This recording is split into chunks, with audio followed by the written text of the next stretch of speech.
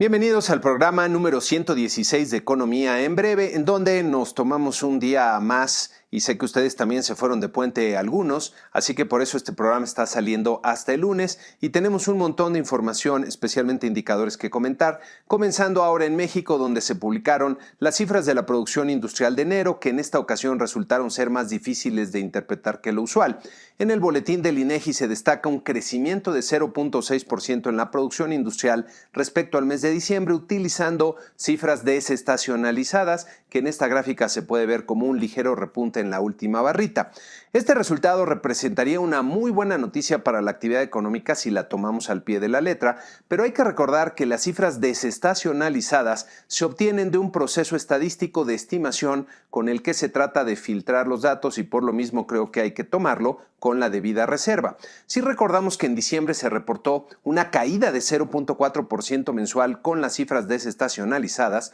entonces resulta que la producción industrial se contrajo fuertemente en diciembre y creció fuertemente en enero. Pensar que la actividad económica se está frenando y acelerando de un mes a otro puede ser incorrecto, ya que normalmente las decisiones de las empresas y consumidores no cambian tanto de un mes a otro. Si vemos en cambio la evolución de la tasa de crecimiento real anual de este indicador, es decir, la variación de enero respecto a enero del año anterior, tenemos entonces una contracción de 0.9% real anual, lo que quiere decir que la producción industrial siguió cayendo, es decir, una lectura diferente a la que nos estarían dando las cifras desestacionalizadas. Entonces, ¿fue bueno o fue malo el dato? En mi opinión, el dato refleja una mejoría respecto al deterioro observado en diciembre, pero seguimos observando un comportamiento negativo de desaceleración en la actividad industrial. El componente más importante de la industria son las manufacturas, que representan más de la mitad del total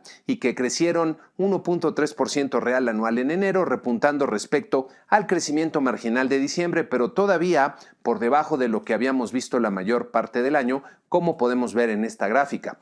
La minería profundizó su deterioro al caer 10.5% real anual, afectada principalmente por la persistente caída en la extracción de petróleo y gas. La construcción, en cambio, mejoró respecto a los meses previos al crecer 1.7% real anual, lo que sigue siendo una tasa de expansión bastante débil. Al interior de la construcción se observaron tasas positivas en sus dos principales componentes, tanto edificación con 3.9% real anual como en obra pesada con 2.5% real anual y con muchos vaivenes, como pueden ver.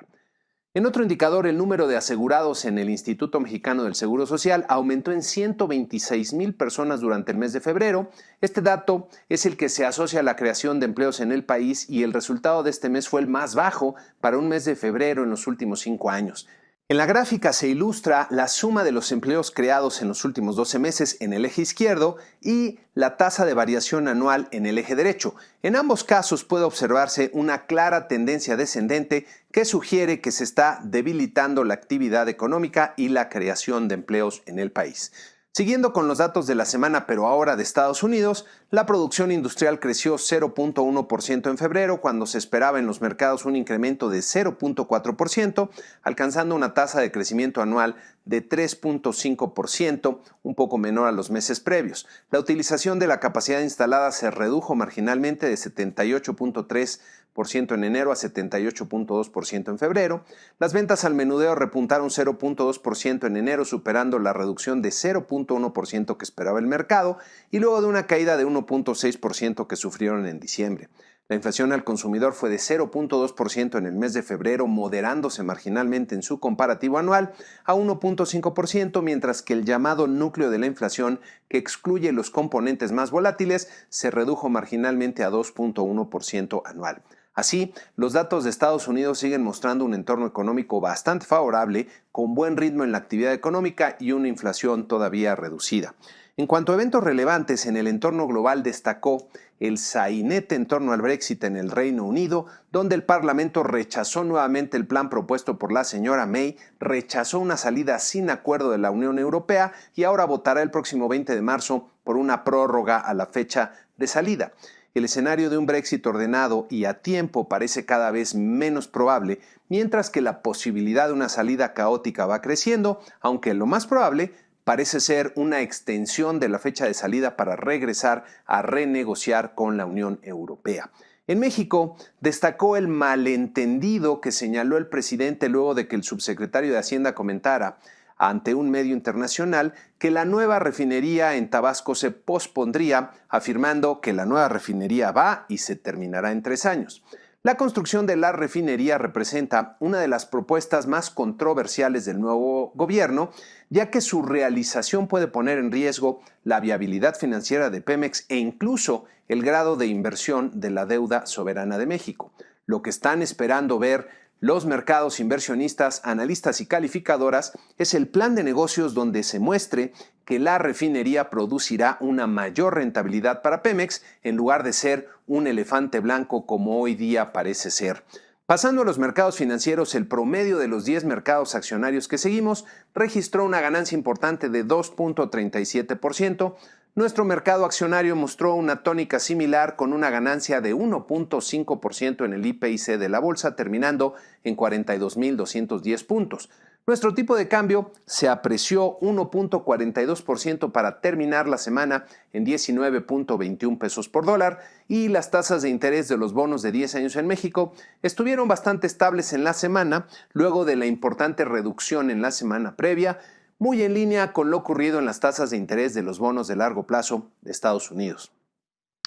En la semana que inicia tendremos mucha información importante, destacando en primer lugar la decisión de política monetaria de la Reserva Federal, que ahora estará acompañada por la revisión de sus pronósticos, por la gráfica de los puntos, la famosa gráfica de puntitos, donde muestran sus expectativas para la tasa de referencia, y por la conferencia de prensa de su presidente, el señor Jerome Powell. Los mercados esperan que no haya cambios en su tasa de referencia y que sigan utilizando un lenguaje que permita concluir que estarán a la espera de nueva información sin tener prisa por volver a subir su tasa de interés. También se pondrá atención a posibles comentarios sobre su hoja de balance, especialmente si contemplan ya un tiempo específico para terminar con su proceso actual de reducción. En Europa tendremos un nuevo voto en el Parlamento para el plan Brexit de la primer ministro May, como ya comentamos, a la que le advirtió el vocero de la Cámara que no puede volver a presentar el mismo plan que ya se rechazó un par de veces de forma estrepitosa.